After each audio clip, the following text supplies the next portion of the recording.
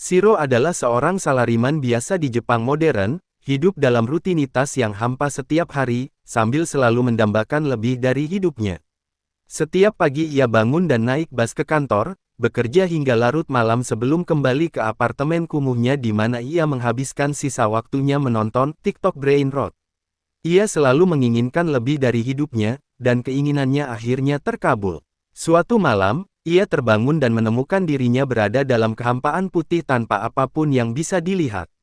Matanya segera fokus, dan ia mendapati dirinya duduk di depan seorang idola K-pop berambut putih yang mengaku bahwa ia adalah Tuhan sendiri.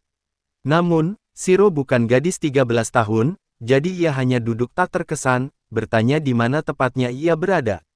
Dewa K-pop itu mengungkapkan bahwa Shiro telah mati, dan sedang berada di limbo di mana jiwanya akan menghilang selamanya, tetapi Tuhan bersedia memberinya sebuah pilihan.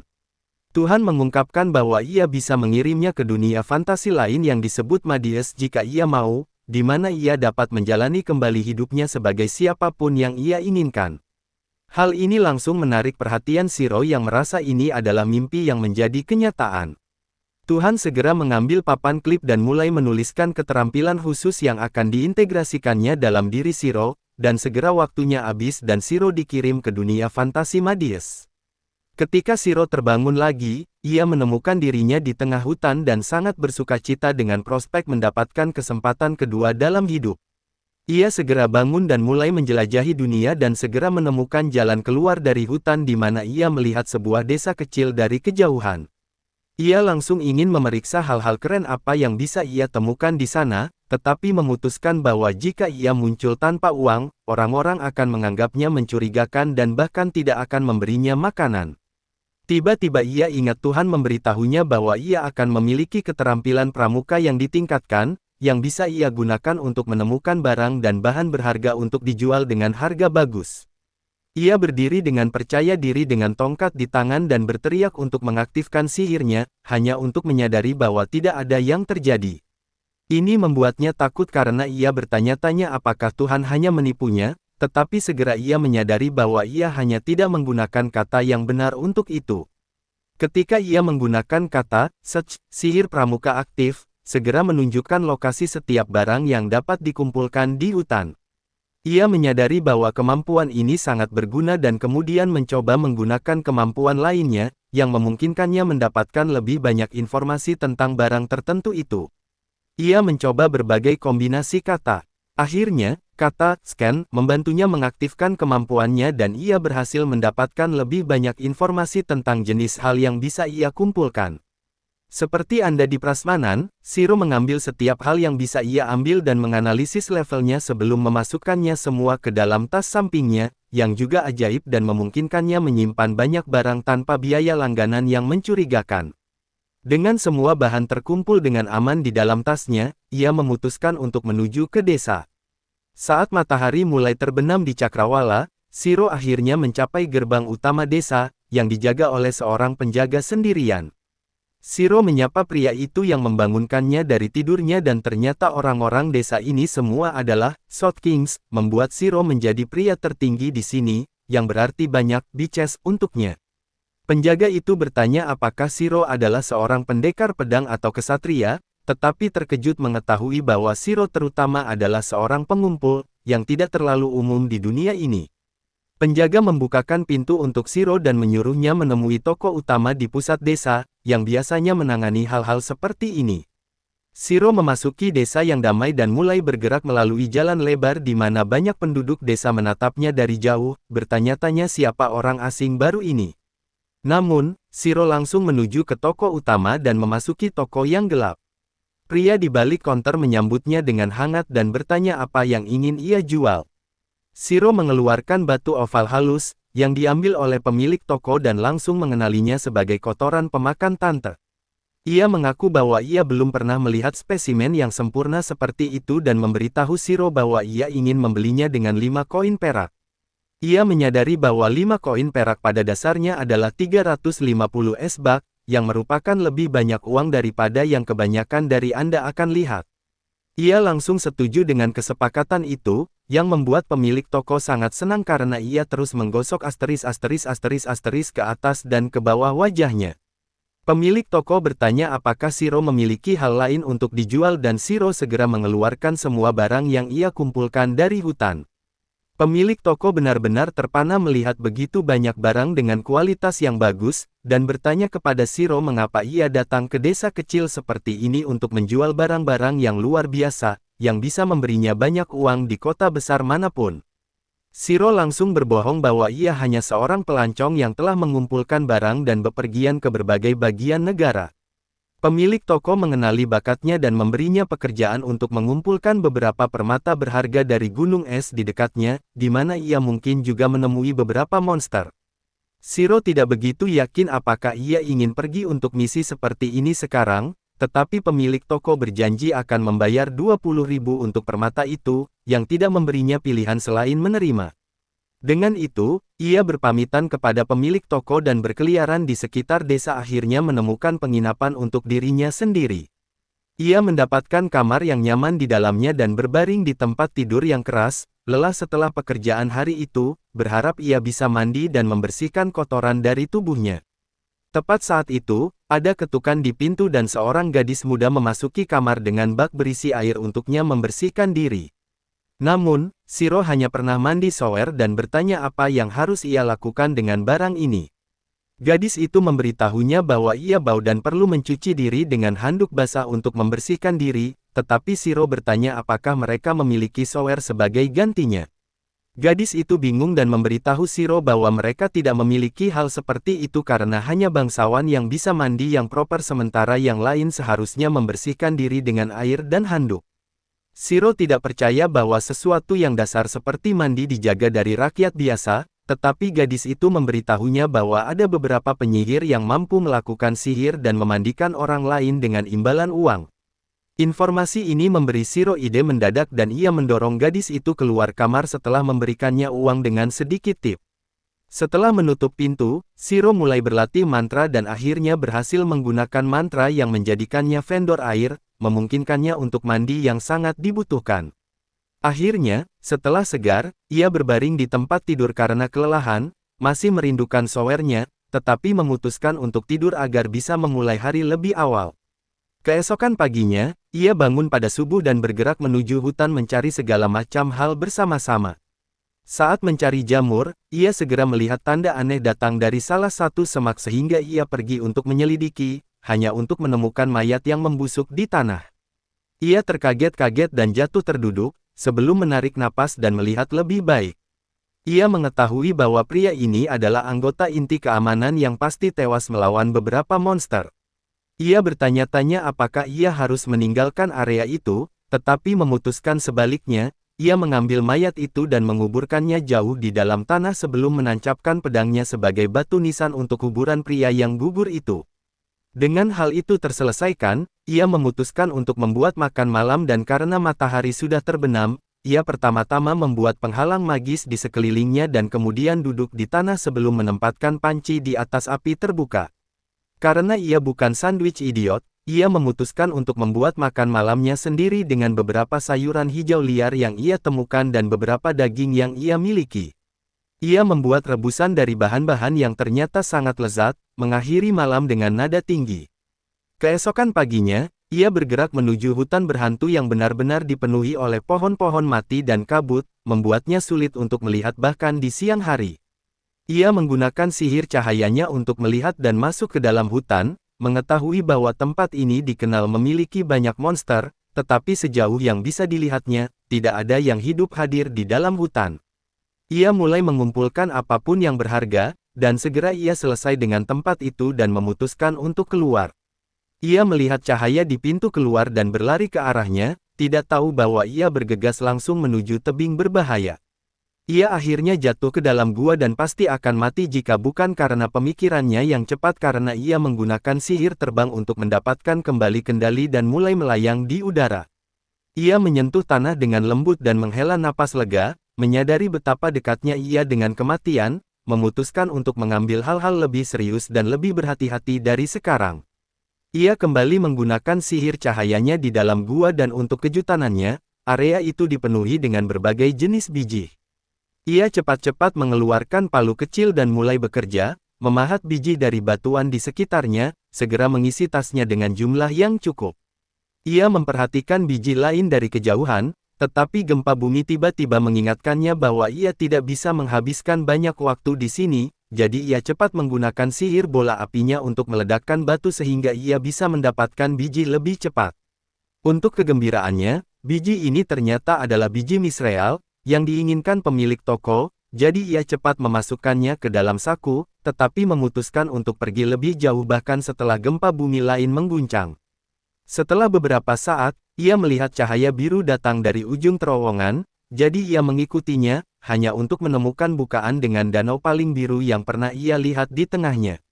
Ia cepat turun ke bebatuan untuk memindai danau, yang ternyata adalah air ajaib SSTR. Ini sejauh ini adalah hal paling keren yang ia temukan, jadi ia langsung memutuskan bahwa ia harus membawa sebagian kembali, tetapi ia mulai bertanya-tanya apakah ia memiliki botol air yang cukup besar untuk menampung air dan apakah itu akan mulai bocor. Sebelum ia bisa memutuskan apapun, naga hitam besar muncul dari kedalaman, menyemprotkan air kemana-mana, dan membasahi Shiro juga saat ia berteriak, bertanya siapa yang membangunkannya dari tidur nyenyaknya.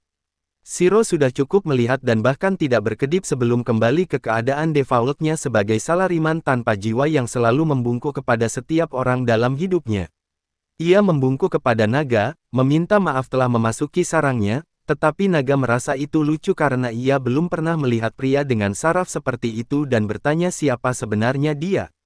Shiro menjawab bahwa ia adalah manusia normal, yang ditolak naga karena ia dapat merasakan sejumlah besar energi magis mengalir melalui Shiro, yang hampir setara dengan energi magis dalam naga itu sendiri. Naga bertanya kepada Shiro apakah ia bisa membantunya, karena hanya seseorang dengan jumlah sihir yang luar biasa yang bisa membantunya dalam situasi di mana ia terjebak. Ia mengaku bahwa ia memiliki telur yang tidak menetas meskipun sudah sangat lama, dan bertanya apakah Shiro bisa membantunya.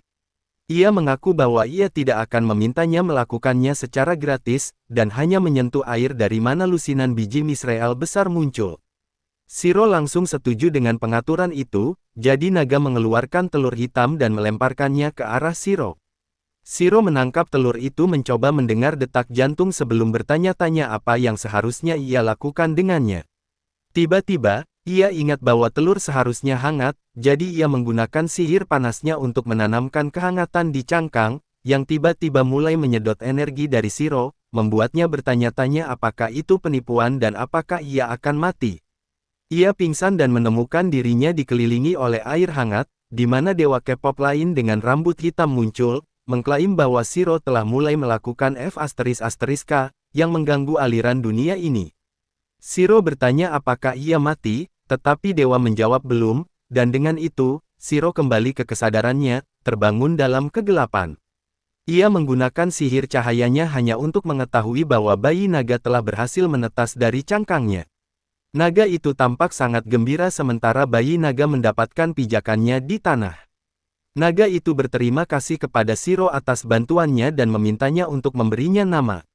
Seperti orang idiot, Shiro memutuskan untuk memanggil bayi naga itu Bi. Setelah itu naga benar-benar mengejutkan Shiro dengan mengatakan bahwa dari sekarang Bi akan tinggal bersama Shiro sendiri. Shiro tidak percaya bahwa sesuatu yang sangat langka dan indah bisa terikat padanya, tetapi naga hitam besar itu memberitahunya bahwa ia sudah sangat kuat dan pasti bisa melindungi bayi itu. Dengan itu, naga menghilang di bawah permukaan air, meninggalkan Shiro dan Bi untuk melanjutkan perjalanan mereka bersama.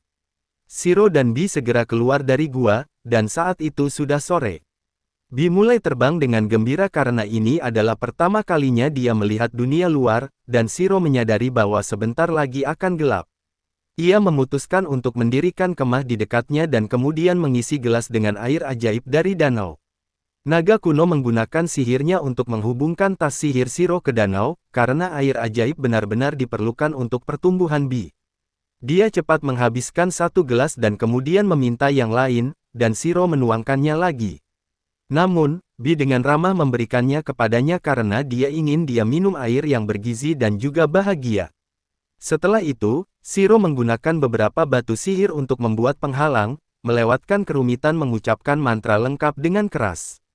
Dia tahu bahwa batu sihir sangat langka di dunia ini setelah membaca buku yang dibelinya dari Shakespeare, tetapi itu bukan masalah baginya karena dia dapat dengan mudah membuat batu sihir. Dia memusatkan sihir panas di telapak tangannya dan membuat batu sihir yang menciptakan api terkendali untuk memasak makanan. Dengan api menyala, Shiro mulai menyiapkan rebusan daging dan Bi mulai ngiler tak terkendali melihatnya. Shiro berpikir bahwa dia seharusnya bisa mencerna Yixie rebusan dan menuangkannya semangkuk. Dia memperingatkannya bahwa itu terlalu panas tetapi Bi menelannya dengan cepat dan lidahnya terbakar, yang cukup menyedihkan untuk seekor naga. Shiro harus meniup rebusan itu untuk membuatnya cukup dingin baginya untuk minum dan Bi meminumnya sampai kenyang dan kelelahan. Shiro merasa dia sangat imut, tetapi kemudian dia bertanya apakah dia tidak rindu ayahnya sama sekali. Bi langsung melompat untuk memeluknya untuk memberitahunya bahwa dia senang bersamanya. Shiro memeriksa statnya dan menemukan bahwa dia sudah peringkat B dan memiliki beberapa hadiah yang mengesankan.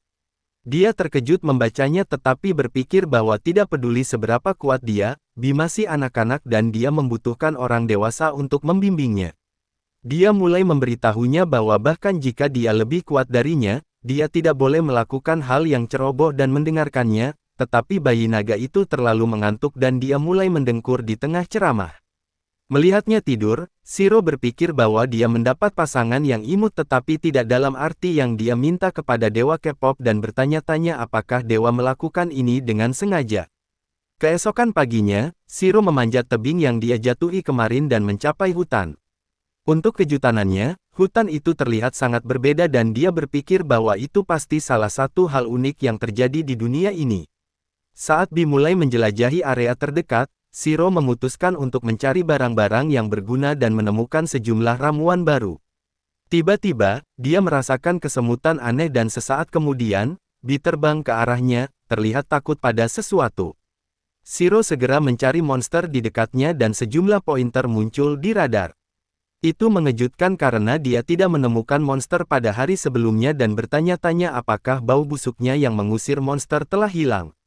Dia tidak takut untuk melawan monster karena dia mungkin mendapatkan beberapa bahan bagus setelah mengalahkan mereka. Namun, bahaya tidak hanya di hutan dan segera elang batu peringkat laut muncul di belakangnya. Bi ketakutan pada makhluk yang terlihat ganas tetapi Shiro merasa itu lucu dibandingkan dengan naga kuno. Saat dia membaca deskripsi monster itu, dia menemukan bahwa dagingnya enak dan itu cukup baginya untuk berburu monster itu. Dia pertama-tama membuat perisai dan kemudian menembakkan paku es ke elang batu, menjatuhkannya seketika. Shiro senang bahwa dia mendapat satu bahan tetapi kemudian Bi menunjuk ke monster yang datang dari hutan. Dia berbalik untuk menemukan serigala dengan ular untuk ekor dan memutuskan untuk menghadapi mereka dalam pertempuran jarak dekat. Dia melemparkan mantra pesona untuk membuat tubuhnya lebih ringan dan lebih cepat, jadi ketika serigala pertama menyerangnya, dia menghindarinya dengan melompat tinggi di udara. Dia kemudian membuat tubuhnya ultra keras dengan sihir dan mendaratkan tendangan ke kepala serigala pertama, segera membuatnya tidak hidup. Serigala lainnya menyerangnya tetapi Shiro terlalu cepat bagi mereka, dia menghindari serangan mereka dan mengalahkan mereka menggunakan tendangan yang kuat dan cepat. Shiro mengumpulkan daging dari semua monster tetapi segera setelah itu dia melihat lebih banyak monster datang dari hutan. Dia kesal sekarang karena dia tidak bisa terus bertarung selamanya jadi Bi memutuskan untuk membantunya. Dia mencoba terbang sambil membawanya dan Shiro berpikir bahwa dia tidak bisa melakukannya. Namun, Bi menggunakan kekuatan gadisnya untuk mengangkatnya dan Shiro memutuskan untuk membantunya dengan mengurangi beratnya. Dia melemparkan mantra untuk membuat dirinya lebih ringan tetapi Bi tidak mengharapkan itu dan tiba-tiba melesat tinggi ke langit. Shiro panik dan memberitahunya bahwa dia terbang terlalu tinggi dan Bi yang terkejut menjatuhkannya. Shiro mulai berteriak saat dia jatuh ke tanah tetapi pohon-pohon bertindak sebagai bantalan dan dia mendarat dengan selamat. Bi terbang mengejarnya dan mulai menjilati wajahnya dan Shiro agak kesal padanya. Saat dia bangun, dia menemukan mereka telah keluar dari hutan karena Bi lebih cepat dari jet tempur. Dia berterima kasih padanya karena telah membantunya dan memintanya untuk menahan kekuatannya sedikit lain kali karena dia jauh lebih rapuh darinya tetapi Bi tidak mengerti kata-kata rumit itu dan memeluknya erat-erat, mematahkan beberapa tulang rusuk. Setelah itu, mereka melanjutkan perjalanan mereka ke desa dan Shiro mulai melambaikan cabang yang dia temukan di ranselnya. Dia memberitahu Bi bahwa itu adalah cabang pohon legendaris Yggdrasil yang dikatakan mewujudkan dunia itu sendiri tetapi saat ini tertidur. Nah, Bi tahu cara membangunkan cabang yang tidur dan dia mengeluarkan awan gas bau yang mengubah cabang kecil menjadi tongkat. Shiro terkejut melihat ini dan bertanya-tanya apakah pengumpul seperti dia bahkan bisa menggunakan tongkat. Dia tidak ingin orang berpikir bahwa dia adalah penyihir normal atau sesuatu tetapi pikirannya terganggu ketika dia mendengar raungan keras. Shiro segera waspada dan siap untuk bertarung tetapi Bi terbang ke arah raungan itu membuatnya khawatir tentang dia. Shiro mengikutinya dan menemukannya mengitari pohon. Segera setelah dia mencapai pohon, dia menemukan elf yang compang camping dan kelelahan dan bertanya apakah dia diserang oleh monster. Elf itu menolak dan tiba-tiba perutnya mengeluarkan suara gemuruh keras yang membuat Shiro panik. Wanita elf itu memberitahunya bahwa dia belum makan apapun dalam 3 hari dan Shiro tidak percaya bahwa raungan menakutkan itu sebenarnya berasal dari perutnya. Dia meminta air dan dia segera memberikannya botolnya yang dia habiskan dalam sekali teguk. Air itu membuatnya merasa lebih baik tetapi tidak melakukan apapun untuk meredakan laparnya dan Shiro mulai mencari kotak makan siang yang dia bawa. Dia menawarkan kotak makan siang kepada gadis elf yang dengan rakus melahapnya dan kemudian menembakkan hyper beam sukacita mengatakan bahwa makanan itu sangat lezat sehingga dia merasa seperti akan pergi ke surga. Shiro terkejut karena dia tidak pernah berpikir elf bisa berperilaku begitu tidak beradab tetapi dia memberitahunya bahwa makanan terasa enak hanya karena dia telah kelaparan selama 3 hari. Dia kemudian bertanya bagaimana dia bisa kehabisan makanan begitu cepat ketika ada desa tidak terlalu jauh dari lokasinya. Dia merasa tidak nyaman dengan pertanyaan itu dan kemudian Shiro mulai menggorengnya, mengatakan bahwa bahkan newbie yang tidak tahu apapun membawa kotak makan siang dalam perjalanan. Elf itu kesal dan mendekat untuk berdebat dengannya tetapi Shiro segera mundur karena dia bau. Rasis dengan OCD ini mengatakan bahwa dia pikir elf akan berbau seperti peppermint dan stroberi tetapi dia berbau seperti kotoran segar. Elf itu marah padanya dan mengatakan dia tidak bisa membersihkan diri karena dia harus berkemah selama berhari-hari. Dia segera siap untuk pergi setelah itu, berterima kasih kepada Shiro untuk makanan tetapi memberitahunya bahwa itu gay untuk mengolok-olok seseorang yang baru saja mereka temui. Dia lari dengan itu dan Shiro ditinggalkan kecewa setelah pertemuan pertamanya dengan elf. Bagaimanapun, dia kembali mengumpulkan bahan dan kemudian keluar dari hutan. B melihat kereta kuda mendatangi mereka dari lebih 1 mil jauhnya dan Shiro sangat terkesan oleh itu. Segera, kereta kuda itu mendekat cukup dan Shiro terpana melihat unicorn menariknya. Pedagang yang mengendarai kereta kuda juga terkejut melihatnya dan bertanya apa yang dia lakukan di sini. Shiro memberitahunya bahwa dia menuju ke desa Tomi dengan berjalan kaki dan keluarga pedagang mengintip dari kereta kuda untuk melihat siapa yang di luar. Pria itu melihat tongkat Shiro dan bertanya apakah dia seorang penyihir atau sesuatu dan dia dengan gugup menjawab bahwa dia hanya seorang pengumpul. Itu lebih mengesankan karena ahli pengumpul cukup langka di dunia ini. Pria itu kemudian mengundang Shiro untuk naik dengan mereka karena mereka juga pergi ke desa Tomi. Dia bertanya apakah tidak masalah bagi seseorang yang setinggi dan seberat dia untuk naik kereta kuda, tetapi pria itu tidak masalah dengan itu sama sekali. Shiro menerima tawarannya dan memasuki kereta kuda, mengetahui bahwa anak-anak merasa dia menghibur karena dia sangat tinggi.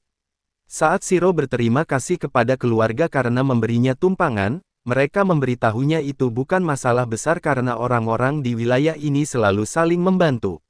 Mereka sangat ramah terhadapnya dan Shiro merasa mereka terlalu percaya untuk kebaikan mereka sendiri.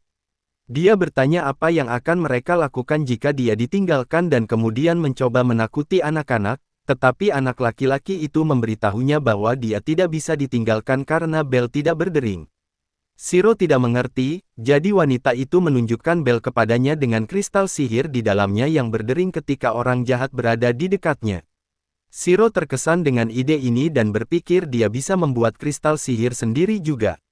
Dia tiba-tiba ingat bahwa dia belum memperkenalkan diri, jadi dia memberitahu keluarga tentang dirinya dan mereka juga memperkenalkan diri.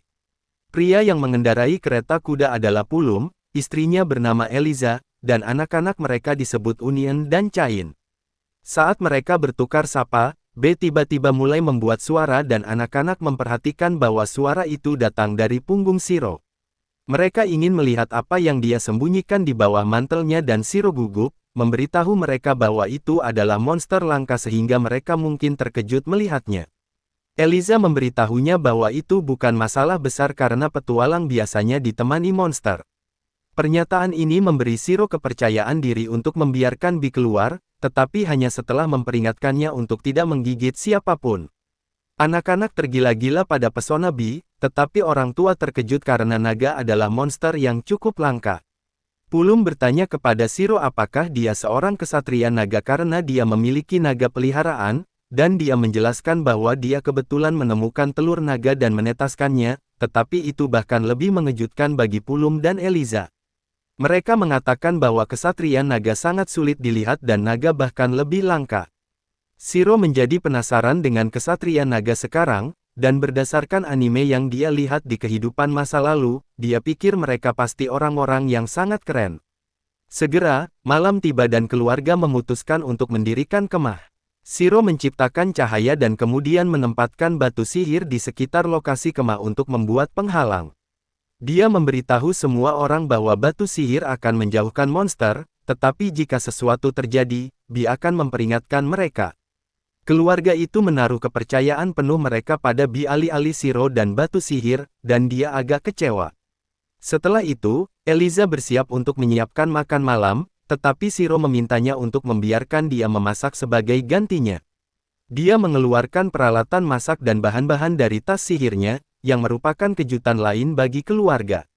Dia kemudian menyiapkan makanan dengan bahan-bahan yang dia temukan hari ini, dan semua orang kagum dengan rasanya. Pulum bahkan mulai menangis karena dia bosan sampai mati setelah makan daging kering setiap hari perjalanan. Dia mengatakan bahwa Shiro pasti seorang pesulap, dan dia adalah pesulap rasa. Semua orang mulai tertawa pada ini, dan kemudian mereka bernyanyi dan menari sebelum pergi tidur. Ini adalah pengalaman baru bagi Shiro yang biasa makan malam sendirian di bumi, dan dia merasa memiliki teman saat makan adalah hal yang sangat menyenangkan. Saat fajar menyingsing, Pulum sudah bekerja, membersihkan tali kekang dan kereta kuda. Sementara anak-anak tetap di dunia mimpi mereka, dengan Bi terselip di antara mereka, Shiro sudah bangun dan juga duduk di tanah, menghabiskan waktu saat dia membersihkan guntingnya hingga berkilau. Eliza juga muncul dari kereta kuda setelah mengatur segalanya dan menyapa Shiro, mengklaim bahwa siapapun yang merawat alat-alat mereka dengan baik membuat petualang yang baik. Shiro menyadari bahwa akhir-akhir ini dia sangat menikmati hidupnya, dan meskipun dia mendapat kelas pengumpul secara kebetulan, mungkin dia secara alami pandai dalam hal itu. Segera setelah itu mereka bersiap untuk melanjutkan perjalanan, tetapi kali ini, Shiro bertanya apakah dia bisa mengambil tali kekang sebentar, dan Pulum dengan senang hati setuju. Segera dia duduk di kursi depan bersama Pulum, dan mereka terus bergerak maju tanpa masalah. Unicorn tampaknya menjadi binatang yang sangat cerdas karena mendengarkan dan menanggapi setiap perintah Shiro. Segera Bi juga bangun dengan benar, dan langsung terbang ke Shiro sebelum menetap di dekat kakinya. Setelah perjalanan mudah selama beberapa jam lagi, mereka akhirnya melihat sekilas desa Stormy, dan segera mereka tiba di gerbang depan. Shiro turun di sana, sementara Pulum dan keluarganya berterima kasih padanya atas waktu yang indah yang mereka habiskan bersamanya sebelum melanjutkan perjalanan. Penjaga tampaknya tahu siapa Pulum karena dia berkomentar bahwa Pulum selalu membawa musim semi bersamanya.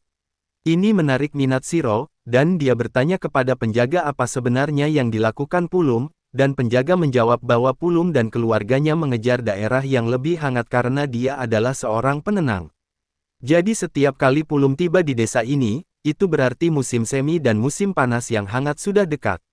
Menurut penjaga, ada lebih sedikit permainan untuk berburu di daerah-daerah ini baru-baru ini juga, yang membuat Shiro menyadari mengapa Pulum sangat senang dengan makanan. Dia berterima kasih kepada dewa karena memberinya kemampuan untuk menjadi pengumpul yang baik, karena dia tidak pernah benar-benar harus memikirkan mencari makanan atau uang. Beberapa saat kemudian dia masuk untuk bertemu dengan pemilik toko yang memberinya kues, dan menunjukkan semua jarahan yang dia dapatkan. Pemilik toko menghabiskan banyak waktu untuk melihat barang-barang satu persatu, tetapi dia tampaknya sangat tertarik pada salah satu batu. Segera dia berbalik ke Shiro, bertanya di mana dia menemukan batu khusus ini. Karena ini bukan hanya biji mithril, tetapi itu adalah biji mithril ajaib. Shiro tidak tahu tentang itu, tetapi pemilik toko mengklaim bahwa ini adalah barang legenda. Ini akhirnya mengguncang Shiro, yang bertanya apakah itu mahal, dan pemilik toko mencoba membuatnya menyadari skala penemuan ini dengan memberitahunya bahwa batu ini mengandung sejumlah besar mana yang terkonsentrasi, dan bahkan hanya 2 atau 3 batu akan cukup untuk mengganti semua batu sihir di kerajaan ini. Shiro terkejut dengan ini, tetapi tidak ingin mengungkapkan keterampilan khususnya, jadi dia mengklaim bahwa dia hanya secara acak menemukannya. Pemilik toko tidak percaya, mengklaim bahwa bahkan jika dia menemukannya secara acak, dia pasti memiliki banyak keterampilan bersama dengan keberuntungan yang baik. Dia memberitahu Shiro bahwa keterampilannya terbuang di sini, dan bahwa dia harus pindah ke kota besar berikutnya dari desa ini yang dikenal sebagai Belkain. Di sana, dia akan menemukan orang-orang yang sebenarnya memiliki dana untuk membeli barang-barang seperti ini, dan ini juga akan belajar lebih banyak tentang dunia ini. Dia juga menyarankan dia untuk bergabung dengan guild yang bisa memberinya pengetahuan tingkat lanjut, yang pasti akan membantunya dalam petualangan lebih lanjut. Malam itu dia bersantai di kamarnya, dan mulai mencari lebih banyak tentang guild dan petualang. Menyadari bahwa menjadi petualang sebenarnya bisa sangat menguntungkan baginya, tetapi dia tidak terburu-buru. Dia memutuskan bahwa langkah selanjutnya adalah pergi untuknya dan bergabung dengan guild, tetapi untuk saat ini dia akan tinggal di sekitar Tormi untuk sementara waktu. Beberapa hari berlalu di mana dia menawarkan binatang yang dia bunuh beberapa hari lalu untuk dimasak untuk seluruh desa. Karena ada kekurangan permainan, semua orang menyukai rasa daging dan salmonella mungkin, tetapi bahkan para wanita desa menikmati diri mereka sendiri jadi misi berhasil. Dia menghabiskan beberapa hari lagi berkeliaran di sekitar desa mengumpulkan barang, tetapi segera bersiap untuk berangkat.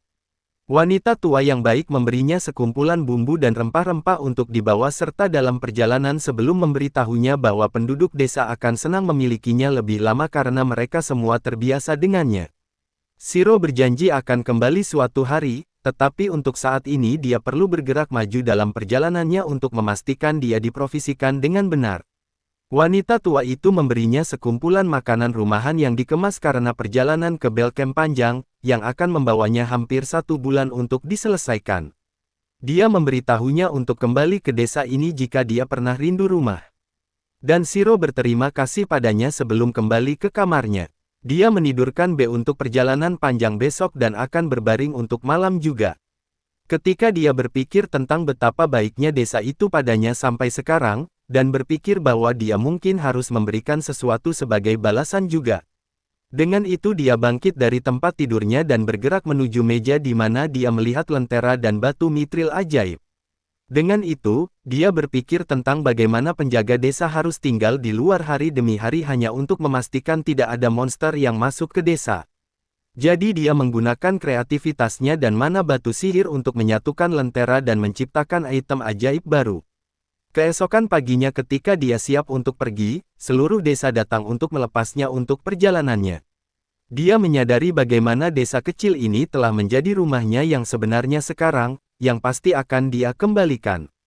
Jadi dia menawarkan mereka item ajaib yang dia buat.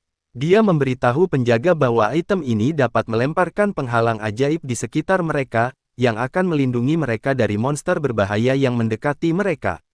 Desa ini sangat berterima kasih untuk hadiah yang luar biasa seperti itu, tetapi pemilik toko mengambil item di tangannya dan memeriksanya sebelum bertanya kepada Shiro apakah dia menggunakan batu mithril ajaib untuk itu. Dia membuka bagian bawah dan mengeluarkannya, hanya untuk menemukan batu itu di sana. Tetapi sebelum dia bisa menolak dan memberitahu Shiro untuk membawa batu itu bersamanya, Shiro lari, memberitahu pemilik toko untuk menyimpannya untuk desa. Seluruh desa melambaikan tangan saat perjalanannya akhirnya dimulai baru. Udara pagi segar di wajahnya saat ia berkeliaran melalui ladang terbuka, menikmati hari yang indah ketika tiba-tiba ia berlari ke monster kepiting besar. Pada awalnya itu menakutkannya, tetapi ia memutuskan untuk memeriksa statistik binatang itu, menyadari bahwa itu adalah monster peringkat laut, yang berarti bahwa itu seharusnya tidak terlalu sulit untuk dihadapi. Ia juga memperhatikan bahwa kepiting seharusnya dapat dimakan, yang membuatnya ngiler saat ia memberitahu B bahwa daging kepiting sangat lezat. Ia bersiap untuk pertarungan dan menggunakan sihirnya untuk mengeraskan tubuhnya. Tetapi sebelum ia bisa merencanakan serangan, B maju dan menggunakan ledakan supersoniknya, yang segera menjatuhkannya. Sebelum ia bisa memotongnya, dua kepiting lagi muncul di sekitarnya, bergerak ke samping. Ia mulai merumuskan rencana, berpikir bahwa kepiting hanya bisa bergerak ke samping yang bisa ia manfaatkan, tetapi untuk horornya, kepiting segera berlari lurus ke arahnya. Tanpa waktu untuk menghindari serangan, ia bertanya-tanya apakah ini di mana perjalanannya berakhir. Tetapi untungnya B tidak sekompeten dirinya dan menariknya dengan keras sebelum mengangkatnya ke udara, sementara dua kepiting bertabrakan dengan keras. Kedua kepiting mati seketika, tetapi bahaya belum berakhir karena yang pertama bangun dan mulai berlari ke arahnya sekali lagi. Shiro bagaimanapun lebih siap kali ini dan mengambil tongkatnya sebelum memukul home run, membunuh monster seketika. Malam itu mereka bersiap untuk makan malam yang hangat, jadi Shiro menggunakan pesonanya untuk memperkuat tangannya, menggunakannya untuk memotong kaki kepiting sebelum memasukkannya semua ke dalam panci dan menambahkan air bersama dengan rempah-rempah lainnya untuk membuat rebusan kental. Setelah dagingnya selesai, mereka membuka cangkangnya dan mengambil gigitan pertama kepiting di dunia baru ini, sangat menyukai rasanya. Shiro senang dengan dirinya sendiri saat ia memberitahu B betapa hebatnya perasaannya dan bagaimana ia tidak sabar untuk mereka bepergian lebih banyak sehingga mereka dapat mencicipi lebih banyak rasa dari dunia yang indah ini. Ternyata penduduk desa adalah pembohong karena saya cukup yakin tidak butuh waktu 1 bulan untuk mencapai kota Belt yang merupakan struktur besar yang dilindungi dikelilingi di satu sisi oleh air. Dia antre bersama para petani lainnya untuk memasuki kota, tetapi menyadari bahwa dia mungkin menonjol. Dia menggunakan sihirnya untuk membuat tas sihirnya menjadi normal dan bahkan menyuruh B untuk bersembunyi sebentar. Segera dia dipanggil oleh Departemen Imigrasi di mana petugas memeriksa barang bawaannya dan ID-nya untuk memastikan dia tidak ada untuk merobohkan menara manapun. Mereka tampaknya sangat longgar, karena mereka hanya menggunakan pemindaian sihir dasar untuk memeriksa apakah dia memiliki catatan kriminal sementara wanita itu memeriksa tasnya tetapi tidak menemukan sesuatu yang luar biasa. Shiro tertarik untuk mengetahui bagaimana statistiknya terlihat oleh orang lain, tetapi dia menyadari bahwa mereka pasti terlihat normal karena dewa memastikan bahwa dia tidak akan menonjol. Pria itu memberitahunya bahwa dia tampaknya semuanya jelas, tetapi dia memiliki berkah naga tertentu yang membingungkan mereka. Shiro memutuskan untuk mengungkapkan kebenaran dan menunjukkan B kepada mereka, yang langsung terpesona oleh kelucuannya, tetapi agen petugas memberitahunya untuk memasang tag pada naga karena mereka tidak bisa memiliki nuklir yang tidak teridentifikasi melayang-layang. Shiro menggunakan gelang yang dia miliki dan memakainya di ekor B yang menandai imigrasi mereka selesai dan mereka disambut ke dalam kota. Dia langsung terpesona oleh kota yang ramai saat orang-orang dari semua ras berjalan bersama ke tujuan mereka, membeli makanan, mendapatkan baju besi, pergi ke aula pelatihan, Del. Dia berjalan di sekitar dengan kagum sebelum melihat aula guild dari kejauhan. Dia menuju langsung ke guild petualang dan memasuki aula untuk menemukan tempat yang indah dipenuhi dengan semua jenis prajurit dan penyihir. Tiba-tiba dia didekati oleh Arya, seorang gadis kelinci yang dikirim oleh yang menyambutnya ke guild dan bertanya apakah dia ingin mendaftarkan dirinya di sini. Shiro mengangguk dan mengikutinya ke meja di mana dia mencatat semua informasinya dan bertanya apakah dia memiliki pengalaman tempur sebelumnya. Shiro menjawab bahwa dia tidak memiliki banyak pengalaman, tetapi dia telah bertarung melawan burung aneh, beberapa serigala ular, dan sekelompok kepiting besar.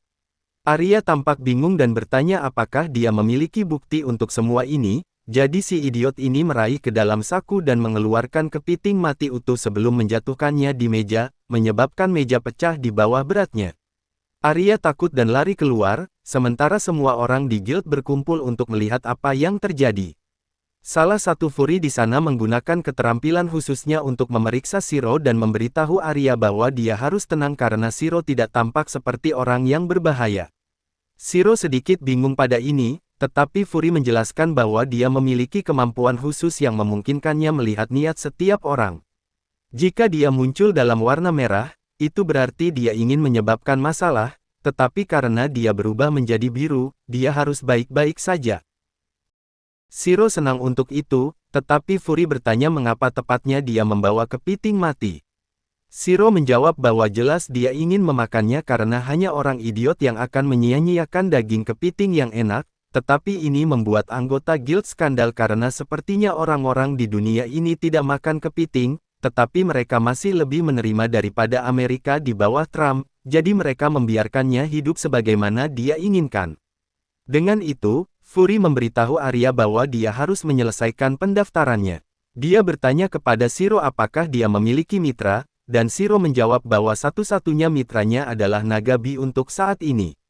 Ini benar-benar mengejutkan para penonton karena mereka belum melihat banyak naga dalam hidup mereka, dan bagi seseorang untuk menjadi pengumpul, yang Bensen adalah kelas langka, dan kemudian memiliki binatang yang sangat langka hampir mustahil, namun Shiro berdiri di sana.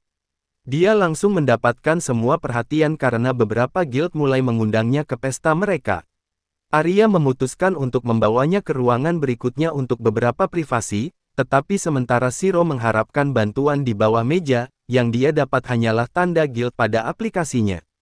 Membuktikan bahwa dia adalah petualang sebenarnya, dengan itu aplikasinya selesai, dan Arya memberinya gelang tembaga, yang menunjukkan pangkatnya sebagai F, yang merupakan tempat setiap anggota baru harus mulai. Shiro tidak keberatan, karena dia mulai membayangkan semua petualangan menakjubkan yang akan dia alami sekarang. Sudah setengah bulan sejak kedatangan Shiro di kota ini, dan dia sudah menjadi favorit. Dia terus membawa barang-barang berkualitas sangat baik yang terjual dalam waktu singkat, menandainya sebagai pengumpul terbaik di kota sejauh ini. Ini menghasilkan dia mendapatkan lebih banyak pekerjaan di mana klien secara khusus memintanya secara khusus. Karena dia tidak mengenakan biaya yang tinggi, tetapi memberi mereka barang yang membuat uang mereka berharga. Dia kembali ke guild sekali lagi, menjatuhkan muatan jamur sihir segar yang dia dapatkan dari Mike Tyson. Manusia binatang di belakang meja memeriksa jamur. Karena dia tahu Mike hanya lebih suka jamur terbaik, atau dia akan menggigit telinga seseorang. Dengan Shiro, bagaimanapun, dia tidak perlu khawatir karena jamur selalu terbaik. Sebelum dia bisa membayarnya, Arya menyelinap ke dalam ruangan dengan banyak kues untuknya, mengklaim bahwa mereka telah mendapat banyak pesanan yang meminta Shiro secara khusus sebagai pengumpul. Shiro melihat jumlah kues yang dia pegang di tangannya dan memberitahunya bahwa dia tidak mungkin melakukan semuanya sekaligus, jadi dia mengambil setengahnya. Sementara Arya menyimpan separuh lainnya untuk disimpan, dengan itu selesai, Shiro memutuskan untuk bersantai sebentar dan menuju ke pemandian untuk berendam hangat yang menyenangkan, yang sepenuhnya menghisap rasa sakit dari tubuhnya. Dia menghela napas lega saat air hangat membelai tubuhnya seperti ciuman kekasih, sementara bahkan B tampaknya menikmati diri sendiri saat dia berenang di air. Bebas dari kekhawatiran, Shiro ingat betapa menjijikkan dan kotornya air mandi ketika dia pertama kali datang ke sini. Tetapi berkat sihirnya, dia dapat mendaur ulang beberapa air hangat bersih, memberikan hadiah kepada orang-orang guild ini. Pikirannya terputus oleh manusia kadal berwarna perak bernama Clay yang memasuki pemandian, menyapa Shiro dan bertanya bagaimana kabarnya. Shiro menjawab bahwa dia baik-baik saja sebelum bertanya mengapa dia di sini, karena dia biasanya berpetualang di suatu tempat selama waktu ini. Clay berjalan ke pemandian di samping Shiro, menjawab bahwa dia juga tidak akan berada di sini pada waktu ini.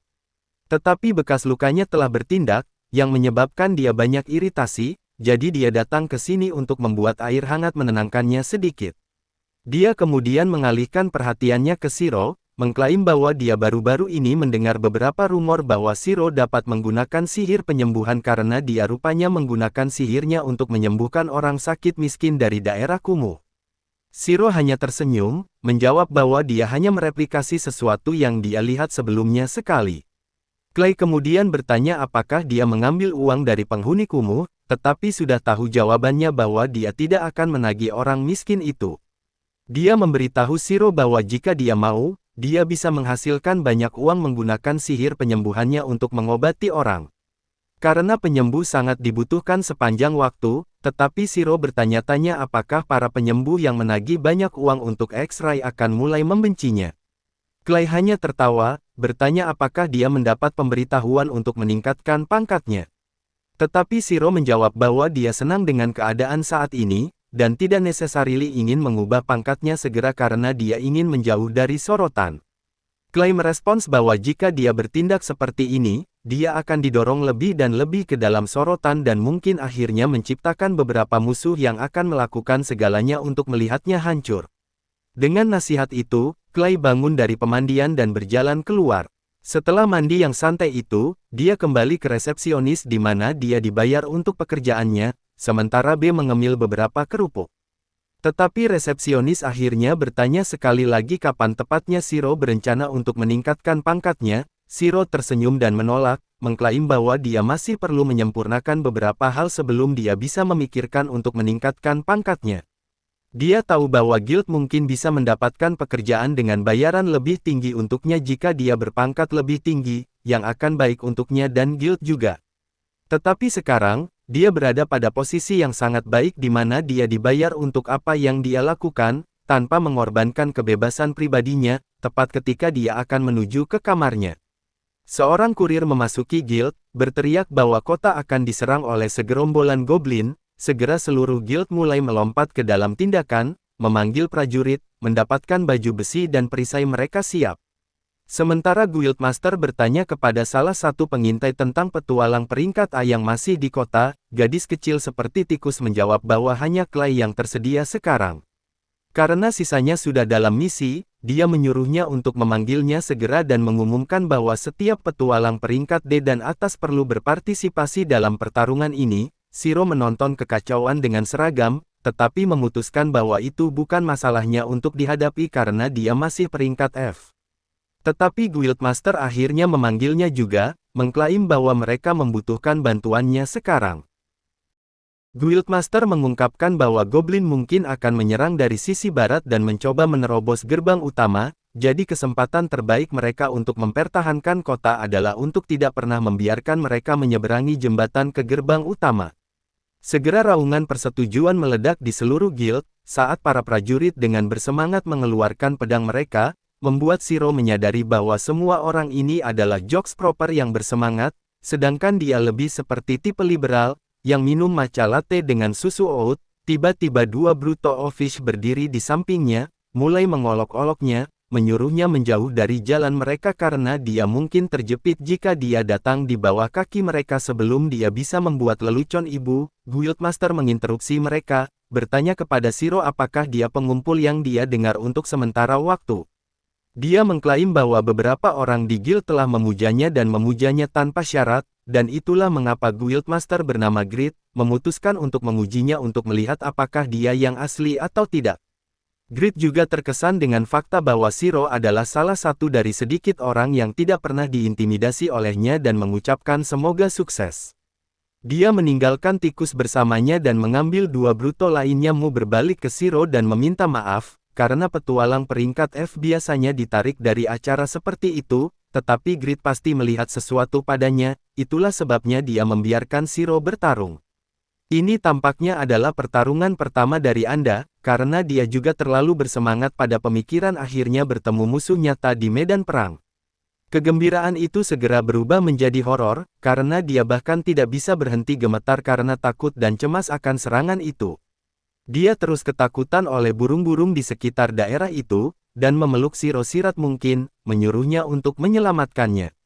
Shiro menyadari bahwa ini akan merepotkan jika dia terus menghalangi gerakannya dalam pertarungan nyata, jadi menyuruhnya untuk bersantai untuk saat ini, karena mereka bahkan belum melihat musuh. Apalagi terlibat dalam pertempuran. Dia memberinya sedikit pidato penyemangat, menyuruhnya untuk hanya fokus pada menyembuhkan petualang yang terluka, dan itu Bensen akan sangat membantu. Mu tampak merasa sedikit lebih baik setelah ini, dan dia akhirnya berhenti menangis sebelum berlari kembali ke kamp untuk membantu yang terluka. Tertawa Clay mengejutkan Shiro, sedikit yang tidak mengharapkannya berada di lokasi yang sama. Mereka mulai berbicara dan Shiro langsung bertanya mengapa dia tidak di garis depan, karena dia adalah salah satu pejuang terbaik yang mereka miliki saat ini. Tapi Clay menjawab bahwa bekas lukanya yang lama benar-benar sakit baru-baru ini. Tanpa bantuan, Shiro segera menunjukkan area bekas luka, yang mengejutkan Clay sedikit, yang bertanya kepada Shiro apakah dia berpikir bahwa Clay mendapatkannya saat melarikan diri karena bekas luka ada di punggungnya. Tapi Shiro menggelengkan kepala tidak setuju. Dia tahu Clay cukup untuk menyimpulkan bahwa dia tidak akan pernah lari dari musuh, yang berarti bahwa dia mungkin mendapatkan luka itu saat mencoba mempertahankan seseorang yang sangat dekat dengannya.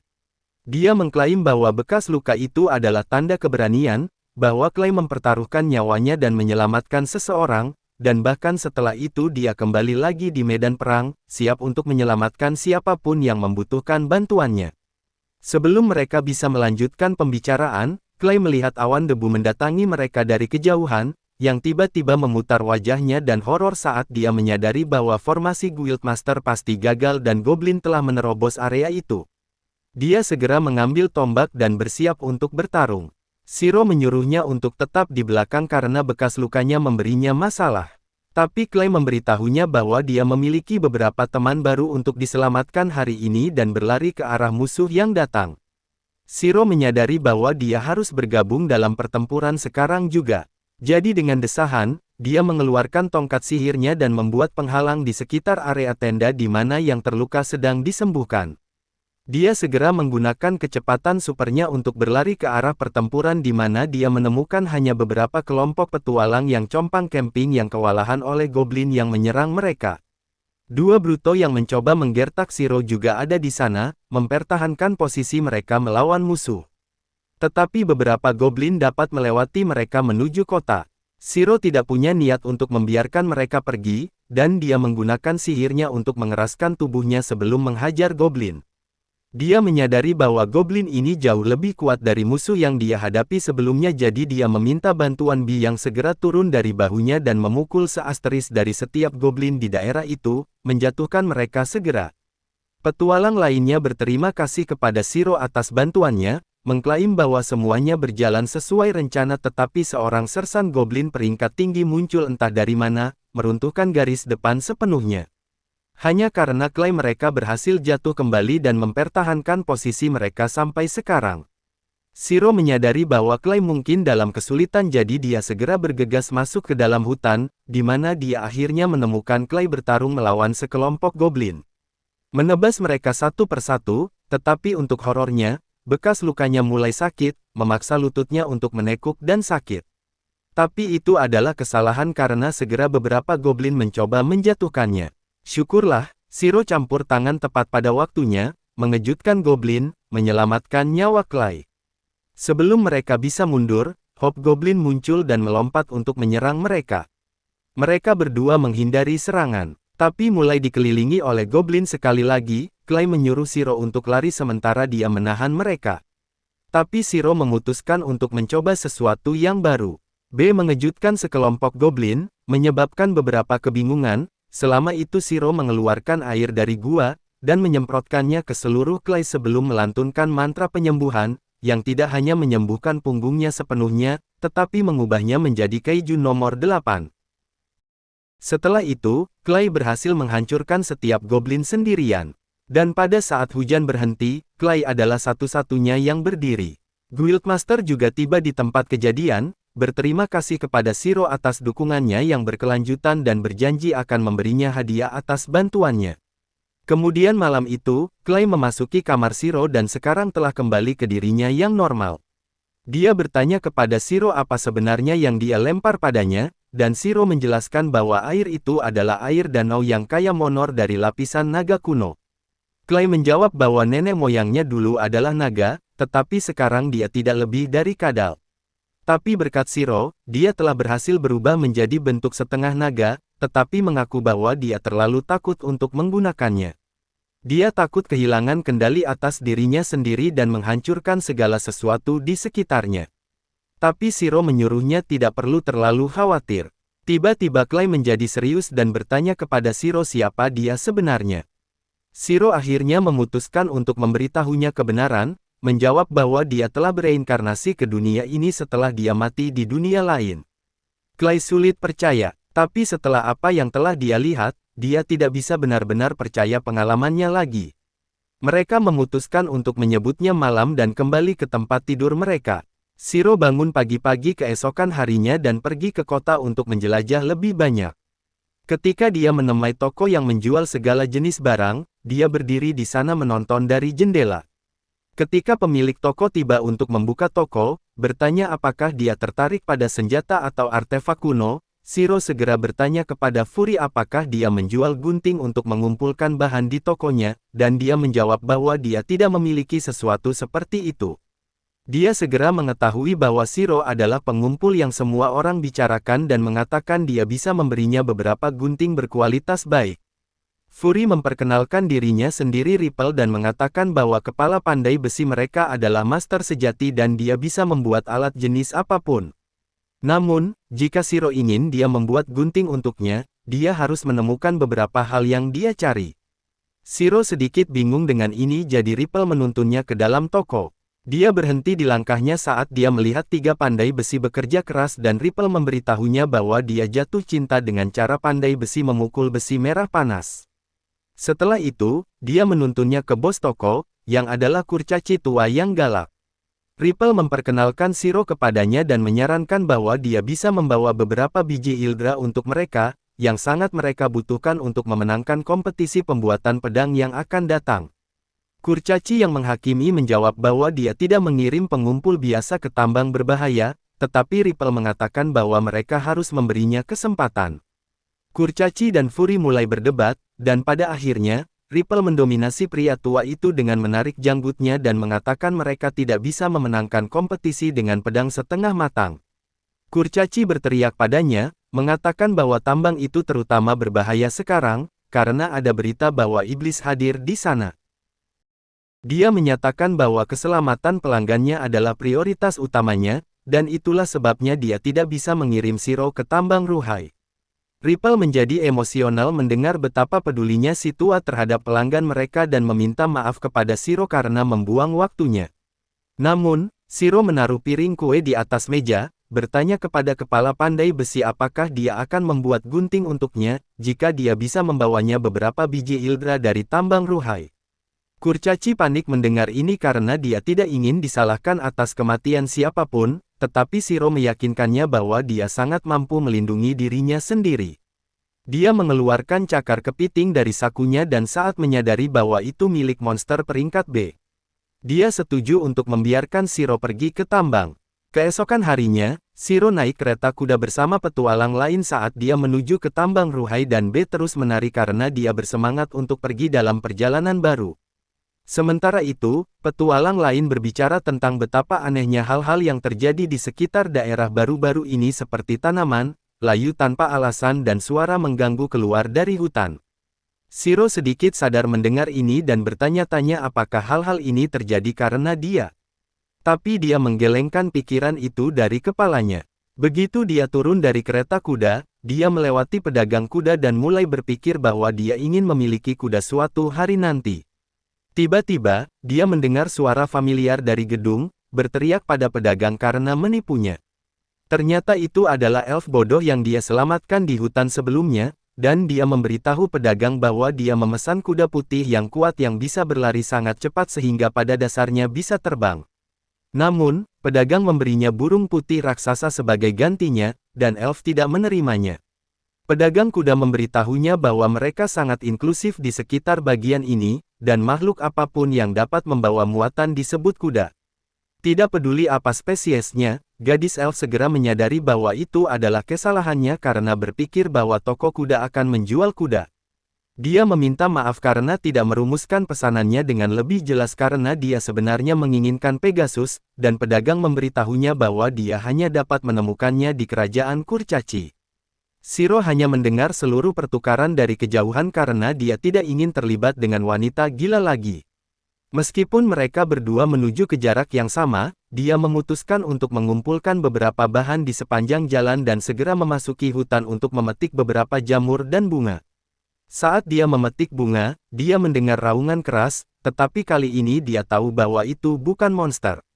Dia mengikuti suara untuk menemukan wanita elf hampir pingsan karena kelaparan lagi. Dia memberinya air dan makanan, berpikir bahwa dia harus memiliki otak yang sangat halus untuk tidak belajar apapun dari kejadian sebelumnya. Segera setelah elf selesai makan, dia penuh energi dan bangun untuk berterima kasih kepada Shiro.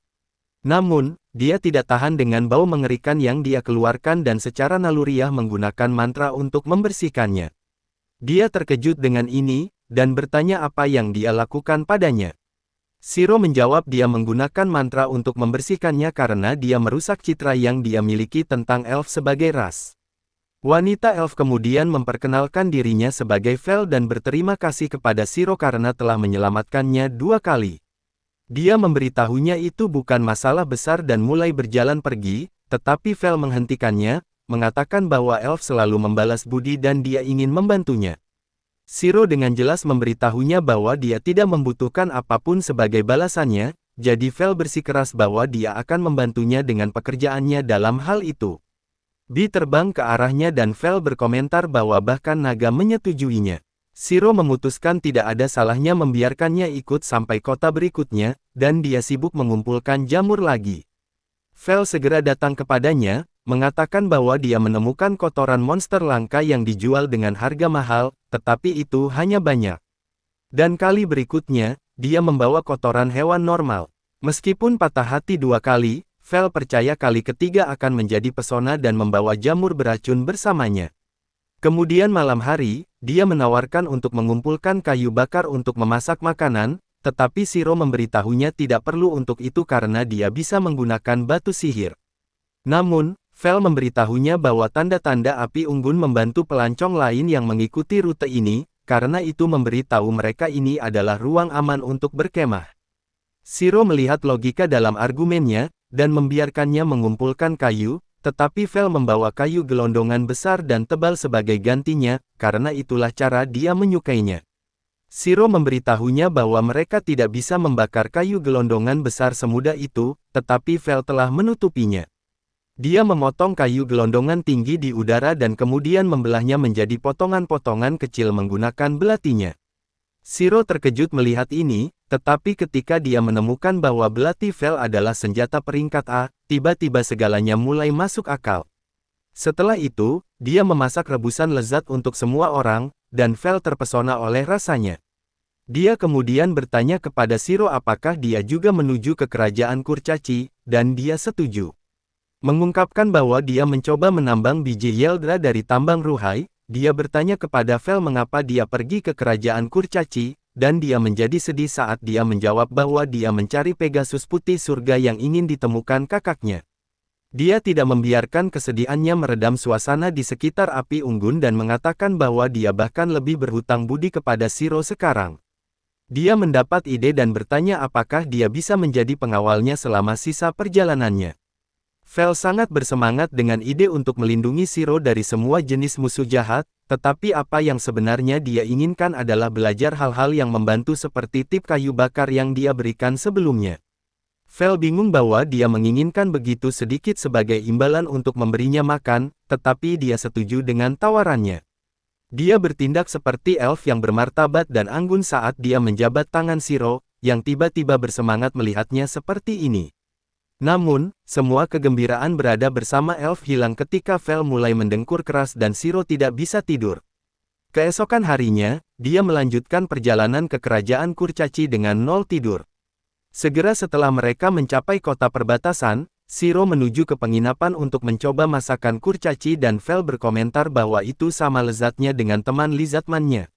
Shiro memberitahunya bahwa dia juga memiliki teman lizardman dan Vel mulai membanggakan temannya, yang adalah ksatria naga suci dari Kekaisaran Stalfa. Frasa itu terdengar familiar bagi Shiro, dan tepat saat itu, Clay berbicara dari meja di belakangnya. Bertanya kepada Vel apakah dia berbicara tentang dirinya, Shiro dan Vel terkejut melihatnya di sana dan Clay berkomentar bahwa itu pasti karya takdir bahwa dua temannya bepergian bersama. Dia kemudian berbalik ke Shiro. Bertanya bagaimana dia bisa begitu tega meninggalkan kota tanpa memberitahunya, dan Shiro dengan gugup menjawab bahwa dia memberi tahu Gil. Clay tidak puas dengan jawaban itu dan bertanya kemana dia pergi. Setelah dia tahu bahwa Shiro pergi ke tambang Raihei, dia mulai memberinya ceramah lagi, mengatakan bahwa petualang di peringkatnya bahkan tidak bisa menerima kues untuk pergi ke tambang berbahaya seperti itu. Dia mengatakan bahwa tempat itu sangat berbahaya, dan jika Shiro tidak mendapatkan hadiah serius darinya, dia tidak harus pergi ke tambang. Shiro dengan bangga mengatakan bahwa dia mendapatkan hadiah yang bagus karena seorang pandai besi master akan membuatnya gunting ultimat untuk mengumpulkan bahan. Clay bingung karena ini terdengar seperti hadiah bodoh, tetapi Shiro percaya bahwa jika dia berada dalam hubungan baik dengan pandai besi, dia akan membuatnya peralatan masak berkualitas tinggi di masa depan. Clay menyebutnya sandwich idiot karena menerima tawaran ini, bahkan saat Shiro mengklaim bahwa gunting adalah alat terpenting untuk pengumpul. Clay tiba-tiba menyatakan bahwa dia akan ikut dalam kuis ini karena dia akan pergi ke negara kurcaci untuk memperbaiki tombaknya. Shiro tidak benar-benar nyaman dengan ide itu, tetapi kemudian Vel dengan bersemangat bertanya kepada Clay apakah dia juga akan menjadi pengawal Shiro juga. Dia mulai membanggakan bagaimana dia akan melindungi Shiro sampai dia mencapai tujuannya. Clay menyukai idenya, dan dia memutuskan untuk menjadi pengawal juga. Shiro, bagaimanapun, tidak senang dengan situasi ini. Meskipun dia tahu baik Vel dan Clay cukup kuat, kepribadian mereka membuatnya khawatir tentang ketenangan pikirannya. Segera setelah itu, mereka mencapai kota ibu kota kurcaci, tetapi ada antrean panjang di luar gerbang kota. Untungnya, Clay mengenal para penjaga, dan mereka membiarkannya dan teman-temannya menggunakan pintu masuk khusus yang dipesan hanya untuk Fit saat mereka menuruni tangga panjang. Penjaga memberi mereka ceramah tentang sejarah kota. Begitu mereka mencapai kota, Shiro dan Vel kagum melihat bahwa kurcaci menggali gunung untuk menciptakan kota bawah tanah ini. Sementara itu, penjaga memberitahu Clay bahwa raja ingin menemuinya. Shiro terkejut mendengar bahwa Clay mengenal raja juga, dan Lizardman menjawab bahwa dia sebenarnya dalam hubungan baik dengan raja meskipun dia tidak pantas mendapatkannya. Penjaga menyuruhnya berhenti bertindak rendah hati karena dia adalah pahlawan yang menyelamatkan negara mereka. Clay mengatakan itu semua kesalahpahaman dan menjelaskan kisah nyata kepada Shiro. Dia mengatakan bahwa kembali pada masa itu, kurcaci hebat dalam membuat senjata, tetapi mengerikan dalam menggunakannya. Jadi iblis yang kuat menindas mereka dan mengumpulkan upeti dari mereka. Suatu hari, dia hanya lewat daerah itu, dan segera setelah naga melihatnya, dia terbang untuk beberapa alasan yang tidak diketahui. Kurcaci berpikir bahwa dia memaksa iblis untuk lari, dan mereka mulai memanggilnya pahlawan. Nah, penjaga mengatakan bahwa kurcaci masih menganggapnya pahlawan, dan mereka bahkan telah mendirikan patungnya baru-baru ini, tetapi Clay facepalms karena mereka telah membuatnya terlihat seperti Godzilla. Begitu mereka mencapai istana, Clay segera menghadapi raja tentang patung aneh itu. Tapi raja mengatakan semua orang di negara ini merasa itu keren. Setelah itu, raja tua mengalihkan perhatiannya kepada Shiro, dan bertanya alasan kunjungannya. Shiro memberinya surat pengantar dari pandai besi master, dan meminta izin untuk memasuki tambang Ruhai. Raja bertanya kepada Shiro apakah dia tahu bahwa tambang telah menjadi sarang iblis setelah gempa bumi baru-baru ini, dan dia menegaskan, Clay memberitahu raja bahwa dia akan mengawal Shiro sebagai pengawalnya. Dan dia juga bisa menjamin bahwa Val cukup kuat untuk mengimbanginya. Mendengar ini, raja mengizinkan Shiro dan kelompoknya untuk memasuki tambang Ruhai, dan menemukan penyebab pemberontakan iblis di sana. Clay menerima misi dan Shiro mengeluh bahwa dia tidak ingin pergi dalam misi penyelidikan. Namun, dia tidak banyak bicara dalam hal ini karena Clay adalah pahlawan kurcaci, dan dia sudah mengatakan ya. Segera, ketiganya dipimpin ke tambang oleh kurcaci bernama Zanbo, dan Shiro menggunakan mantranya untuk menerangi gua yang gelap. Dia kemudian menggunakan mantra lain untuk menghafal peta yang diberikan Zanbo sehingga dia tidak tersesat. Dan kedua pengawalnya mengatakan dia melakukan hal yang mustahil lagi. Shiro mengabaikan mereka, dan mulai mencari biji Hyeldra dengan keterampilannya. Tapi dia hanya menemukan sedikit biji berkualitas rendah.